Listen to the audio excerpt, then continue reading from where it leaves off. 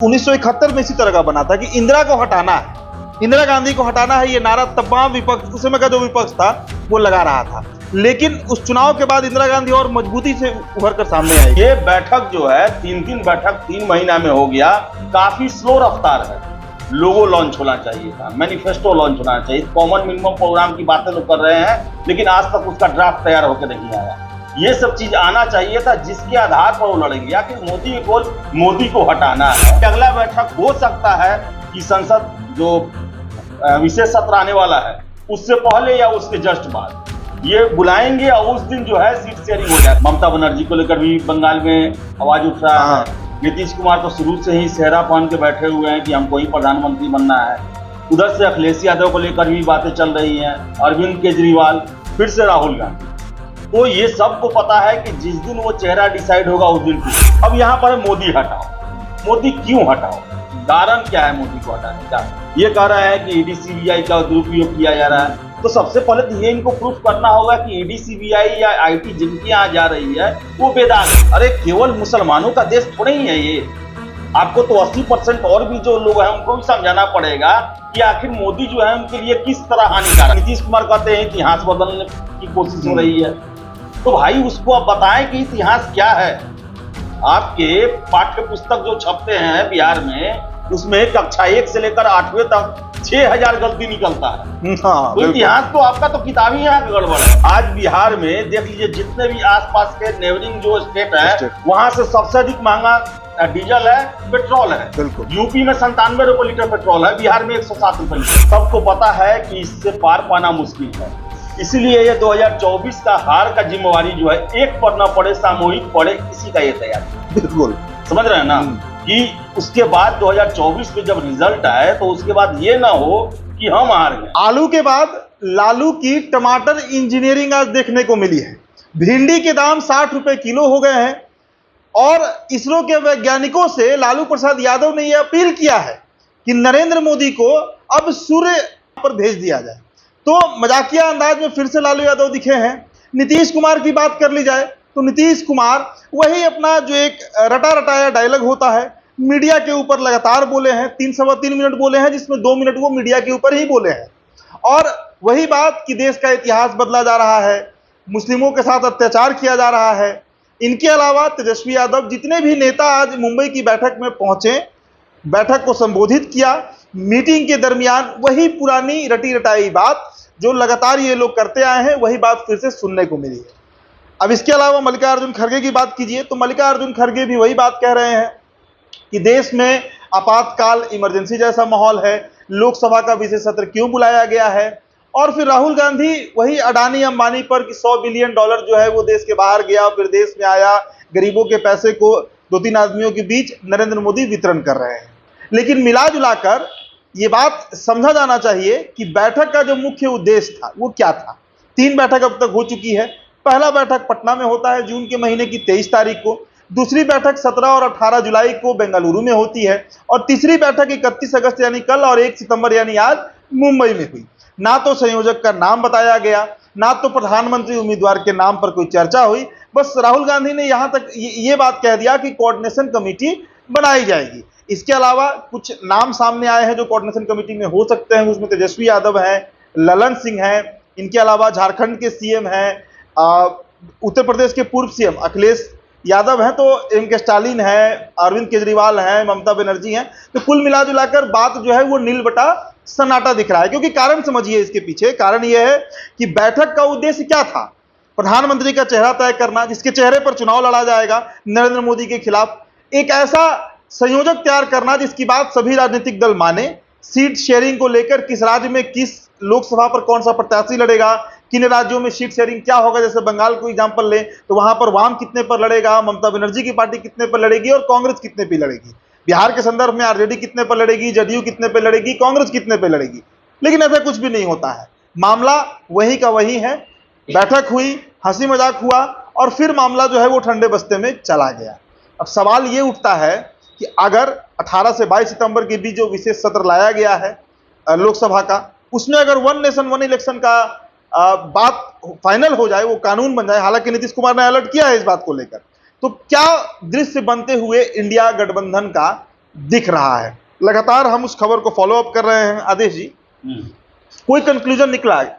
किसी भी तरह का कोई कंक्लूजन जो हम लोग पहले 23 जून को उम्मीद कर रहे थे, उस दिन राहुल गांधी को दूल्हा बनाया गया कि 17 और 18 जुलाई को हमने उम्मीद किया कि कुछ दृश्य सामने आएगा, कुछ क्लैरिटी आएगा कि किसके नेतृत्व में गठबंधन चलेगा। आज तो ये बात तमाम मीडिया चैनल चला रहा था, इवन बीजेपी के कुछ नेता से मेरी बात हुई, वो लोग यहां तक कह दिए कि संयोजक का नाम आज खुल जाना चाहिए। कहीं कोई चर्चा नहीं है। मामला फंस कहां रहा है? देखिए, संयोजक जो है वो एक तरह से देखा जा रहा है कि जो संयोजक बनेगा वही प्रधानमंत्री का केस होगा। हाँ। ये बात रखी गई है। अब इसमें सबसे बड़ा प्रॉब्लम क्या है कि यहाँ उम्मीदवार कई है। ममता बनर्जी को लेकर भी बंगाल में आवाज उठ रहा है। नीतीश कुमार तो शुरू से ही सेहरा पहन के बैठे हुए हैं कि हमको ही प्रधानमंत्री बनना है। उधर से अखिलेश यादव को लेकर भी बातें चल रही हैं, अरविंद केजरीवाल, फिर से राहुल गांधी। तो ये सबको पता है कि जिस दिन वो चेहरा डिसाइड होगा उस दिन टूट हो जाएगा कि गठबंधन का। हाँ, टूट होना तय है। तो इसलिए है उसको सबसे अंत के लिए, क्लाइमेक्स के लिए रखा जा रहा है। और देखिए कि सीट शेयरिंग पर बात आ जाएगी। देखा जाए तो अभी तक 3 बैठक में कोई पार्टी जो गठबंधन बनता है तो उसको सबसे पहले अपना उद्देश्य फिक्स करना चाहिए। अब यहाँ पर मोदी हटाओ। मोदी क्यों हटाओ? कारण क्या है मोदी को हटाने का? ये कह रहा है कि ईडी सीबीआई का दुरुपयोग किया जा रहा है। तो सबसे पहले तो ये इनको प्रूफ करना होगा कि ईडी सीबीआई या आईटी जिनके यहाँ जा रही है वो बेदाग है, उनके पास कुछ नहीं निकल रहा है, वो गड़बड़ घोटाला ये सब नहीं किया। तो ये प्रूफ नहीं कर पा रहे हैं। ये उल्टा एक तरफा कहा जाता है ना कि हमको दबाया जा रहा है। लेकिन जहां भी ईडी सीबीआई पहुंची है वहां तो कुछ ना कुछ दाग निकला है, गड़बड़ी पता चला है। दूसरा चीज ये सिर्फ कह रहे हैं, लालू यादव कह रहे हैं कि मुसलमान सुरक्षित नहीं है। 3 बार कहा तो मुसलमान सुरक्षित नहीं या अन्य लोग, अरे केवल मुसलमानों का देश थोड़े ही है ये। आपको तो 80% और भी जो लोग हैं उनको भी समझाना पड़ेगा कि आखिर मोदी जो है उनके लिए किस तरह हानिकारक है। और मुस्लिम एक मिनट, और मुस्लिम सुरक्षित नहीं है किस पैमाने पर, किस दृष्टिकोण से कहा जा रहा है? शुरू से कहते हैं। अब लालू यादव 1990 से बोलते हैं कि आरएसएस बीजेपी वाले को हटाना है, लड़ना है, लेकिन हारते चले जा रहे हैं। आज देखिए तो बीजेपी के डर से ही अपने सबसे बड़े दुश्मन के साथ बैठे हुए हैं, नीतीश कुमार के साथ। तो हरा कहां पा रहे हैं? अब इनको कितना समय चाहिए? 33 साल तो हो गया, खुद नहीं हरा पाए, उनके बेटा है वो भी नहीं हरा पा रहे हैं। तो केवल मुसलमानों का ये देश नहीं है, 80% जनसंख्या को भी ये बताना पड़ेगा, कॉन्फिडेंस बनाना पड़ेगा कि मोदी भाई क्यों खतरनाक है उनके लिए। तो ये वो बता नहीं रहे हैं। अब नीतीश कुमार कहते हैं इतिहास बदलने की कोशिश हो रही है। तो भाई उसको अब बताएं कि इतिहास क्या है। आपके पाठ्य पुस्तक जो छपते हैं बिहार में, उसमें कक्षा 1 से लेकर 8वीं तक 6000 गलती निकलता है। तो इतिहास तो आपका तो किताब ही यहाँ का गड़बड़ है। कौन सा इतिहास बदला जा रहा है, कौन सच्चाई है, ये तो जनता को बताना पड़ेगा ना। तो उनका तो अभी तक उद्देश्य ही फाइनल नहीं हुआ है कि मोदी को किन किन बिंदुओं पर हटाना है। कौन कौन सा चीज है जिससे आम लोग परेशान है। कौन ऐसा चीज पिछले 9 सालों में आ गया है जिसके कारण लोगों का जीवन तबाह हो गया। नहीं, लालू यादव इसका भी एग्जांपल दिए हैं। लालू यादव का कहना है कि भिंडी 60 रुपए किलो हो गया और टमाटर का रेट 100 रुपए है, और फिर भी टमाटर में स्वाद नहीं है। इस सरकार में स्वाद नहीं है तो फिर यह भी तो बताना चाहिए कि उनका बिहार में सरकार है, यहाँ पर वो कितना अपने स्तर पर कमी लाए हैं। आज बिहार में देख लीजिए, जितने भी आसपास के नेबरिंग जो स्टेट है वहां से सबसे अधिक महंगा डीजल है, पेट्रोल है। बिल्कुल। यूपी में 97 रुपए लीटर पेट्रोल है, बिहार में 107 रुपए लीटर है, कई साल से है। तो ये बताना चाहिए उनको कि ये इसके कारण जो है महंगाई है। बिल्कुल। तो ये आप बताइएगा नहीं। भिंडी या टमाटर, देखिए लालू यादव वही छोटी मोटी बात जो है उसी के लिए फेमस है। हल्का बात, हाँ, हल्का बात बोल के और सूरज भेजो, यहाँ भेजो। क्यों भेजो भाई? आखिर नरेंद्र मोदी को देश की जनता ने ही बनाया है ना। तो क्या जनता बीजेपी को वोट कर दिया तो वो छलावे में चले गए और इनको वोट कर दिया तो लोकतंत्र सही है? तो सबसे पहला होना चाहिए ना कि एक आप मैनिफेस्टो बनाते कि क्या गड़बड़ी है इस शासन में। बिल्कुल। ये लोग बताने में कोई इस पर चर्चा नहीं कर रहा। जैसे आदेश, एक उदाहरण के तौर पर हम ये समझ सकते हैं कि 2014 का जो लोकसभा चुनाव हुआ, हमने देखा, आपने भी देखा होगा, उस समय बीजेपी के पास कई ठोस मुद्दे थे। 2G स्कैम था, कोल स्कैम था, कई स्कैम्स के नाम मोदी हर मन से गिनवा रहे हैं। स्कैम के अलावा, इनके अलावा अन्ना हजारे का एक बहुत बड़ा मूवमेंट इस देश में तैयार हुआ था निर्भया कांड के बाद, और करप्शन को लेकर लोकपाल बिल को बैकग्राउंड बनाया। लेकिन अब 2014 का आप चुनाव देखिएगा तो मोदी हर एक मंच से हर एक क्षेत्र के लिए एक योजना लेके बैठे। बिल्कुल बिल्कुल। बिहार में ही बिहारी युवाओं की जवानी और पानी, हाँ, ये सब स्लोगन बनाता हर एक क्षेत्र के लिए स्पेसिफिक। वहां के जरूरत के हिसाब से मोतिहारी में ले गए हुए थे, भले वो नहीं पूरा हो पाया, लेकिन मोतिहारी चीनी मिल का चर्चा था जो कि वर्षों से वहां का एक एजेंडा बना लंबित हुआ मामला था। है। लेकिन ये लोग को देख लीजिए, आज तक एजेंडा फिक्स नहीं कर पाए। आखिर एजेंडा होना चाहिए ना किसी को हटाने के लिए। देखिए, सारे लोग जो हैं अपने पर्सनल जो प्रॉब्लम है और खासकर ईडी सीबीआई इन सब के कारण इकट्ठा हुए हैं। देख लीजिए, लालू यादव फंसे हुए हैं ईडी सीबीआई के चक्कर में, ममता बनर्जी वो भी फंसी हुई हैं, अरविंद केजरीवाल वो भी फंसे हुए हैं। फिर से देख लीजिए महाराज शरद पवार लोग को देख लीजिए, उन पर भी मामला चल रहा है। ठाकरे परिवार स्टालिन पर देख लीजिए, उन पर भी मामला चल रहा है। राहुल गांधी देख लीजिए, उन पर भी मामला है। माफी था अभी तक उनको तो गुजरात वाले कोर्ट में जो मोदी सरनेम पर तो सजा हो गया था। बिल्कुल। तो सारे लोग जो है ना अपने परेशानी को देश का परेशानी बता रहे हैं। लेकिन सबसे महत्वपूर्ण है किसी भी राजनीतिक गठबंधन में कि आम जनता के परेशानी को सबसे ऊपर रखा जाए। ये बताने में नाकामयाब रहे हैं कि आज जो है मोदी के कारण देश की जनता को क्या प्रॉब्लम हो रहा है। और सबसे बड़ी बात, अब 3 बैठक हो गया, 3 बैठक में ना सीट शेयरिंग की बातें हुई, न संयोजक का बात हुआ, न लोगो इसका निर्धारित किया गया। कहा जाए तो अभी कुछ नहीं हुआ है। कहा जाए तो 3 बैठक हो गया 3 महीना में, और विश्वास में ही लिया जा रहा है बस केवल। और यहाँ कहीं कोई भाग मत जाए। हाँ, और यहाँ पर हो गया है ना कि न खुद आगे बढ़ना है, न किसी को बढ़ने देना है, क्योंकि जो आगे बढ़ेगा फिर हो जाएगा वो प्रधानमंत्री बनना चाहता है।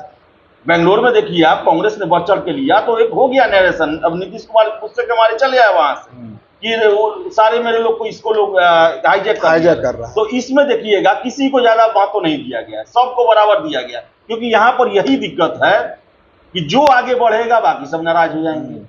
मतलब एक चेहरे पर हामी नहीं है, एकदम नहीं, क्योंकि सभी अपने अपने राज्य के बॉस हैं। अगर ममता बनर्जी को देखिए तो अपने राज्य की सीएम है, नीतीश कुमार अपना सीएम है, स्टालिन भी सीएम है, तो हर राज्य का वही गुनागणित है। इसके अलावा देखिए एक और मसला जो समझ में आ रहा है कि बीजेपी अगर ये गुनागणित विपक्षी दल बैठा रहे हैं कि वाजपेयी जी का समय है, 2004 के पहले का भाजपा है, मुझे नहीं लगता कि भाजपा अब उस दृश्य में है।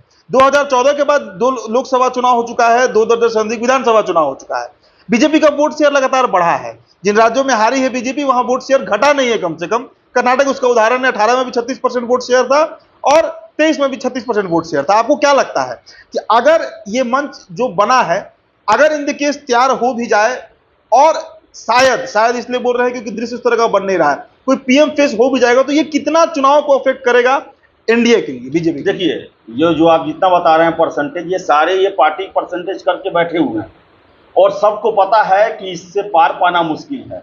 इसलिए ये 2024 का हार का जिम्मेवारी जो है, एक पर ना पड़े सामूहिक पड़े, किसी का ये तैयारी। बिल्कुल समझ रहे हैं ना कि उसके बाद 2024 में जब रिजल्ट आए तो उसके बाद ये ना हो कि हम हार गए, सबको एक दूसरे पर डाले, सामूहिक पड़े, किसी एक पर ना हो कि हाँ ये हार गए।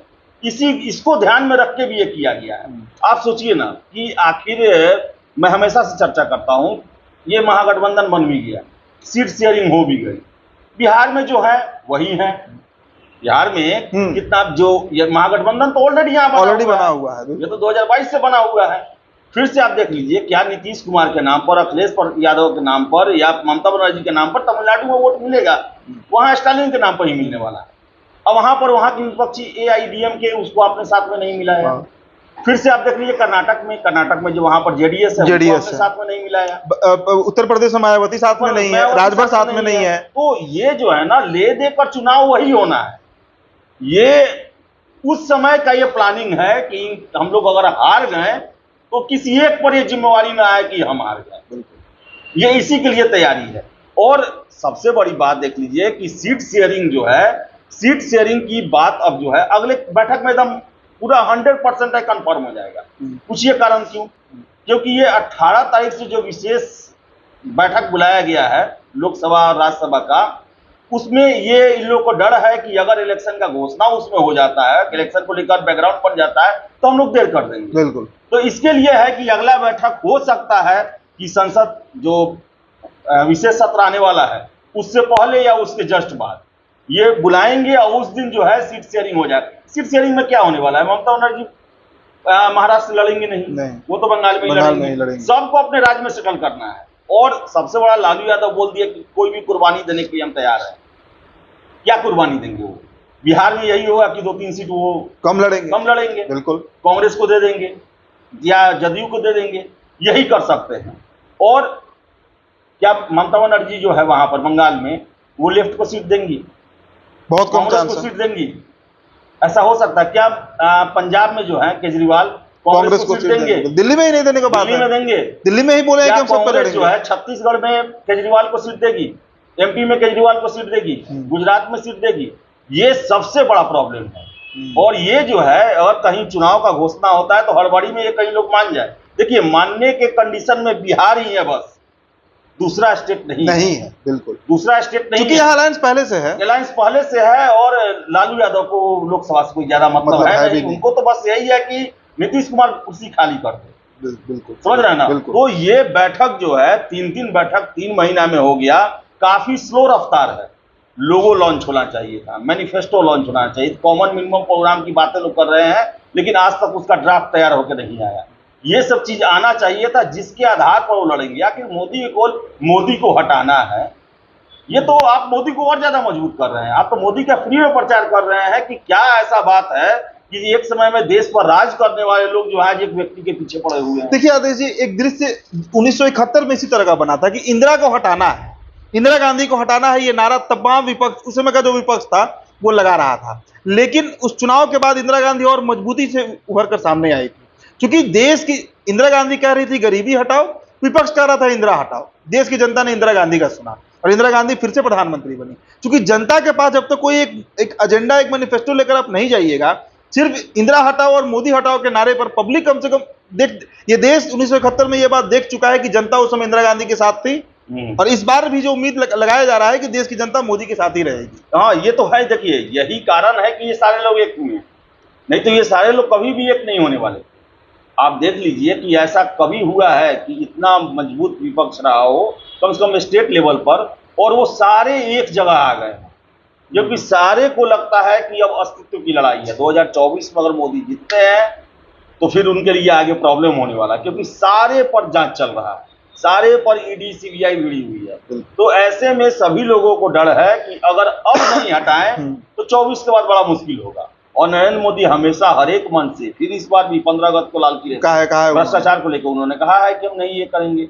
और देखिए, 3 जो डिसाइड किया है बीजेपी ने, मोदी ने 3 मंत्र जो दिया, भ्रष्टाचार, फिर से परिवारवाद, और एक और कुछ दिया था उन्होंने, मिस कर रहा हूं मैं। ये 3 चीज है, ये तीनों चीज, तुष्टिकरण, ये तीनों विपक्ष का कमजोरी है। ये तीनों जो है, आज देख लीजिए, हर एक जो पार्टी गया है वो परिवारवाद से ग्रसित है, जदयू को छोड़कर। दूसरा चीज देख ले, सारे लोग जो है तुष्टिकरण की राजनीति करते हैं।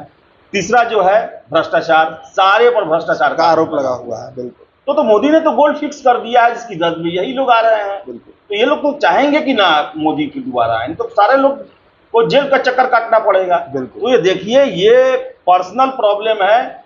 और इन लोगों के साथ सबसे बड़ा प्रॉब्लम है कि ये लोग खुद फंसे हुए हैं और इसे देश का समस्या बता रहे हैं, लेकिन बता तो रहे हैं, लेकिन जनता के सामने साबित नहीं, जस्टिफाई नहीं कर पा रहे। बिल्कुल। देखिए, तो जब तक कोई एजेंडा नहीं सेट करेगी विपक्ष, जितने भी 2 दर्जन से अधिक दल हैं, वो 5 दर्जन हो जाए, 10 दर्जन हो जाए, जब तक कोई एजेंडा सेट नहीं किया जाएगा। 1971 का परिणाम इस देश ने देखा, जब विपक्ष इंदिरा हटाओ कह रही थी और इंदिरा गांधी गरीबी हटाओ कह रही थी, देश की जनता ने इंदिरा गांधी का साथ दिया था। यही देश का रिजल्ट हुआ था 1971 में। तो इस बार फिर से कुछ उसी तरह का दृश्य बन रहा है, जहां मोदी जो है वो करप्शन हटाओ की बात कर रहे हैं, परिवारवाद हटाओ की बात कर रहे हैं, तुष्टिकरण राजनीति हटाओ की बात कर रहे हैं, लेकिन विपक्ष जो है वो सिर्फ मोदी हटाओ की बात कर रहा है। फिलहाल 3 मीटिंग हो चुके हैं, निष्कर्ष शून्य निकला है।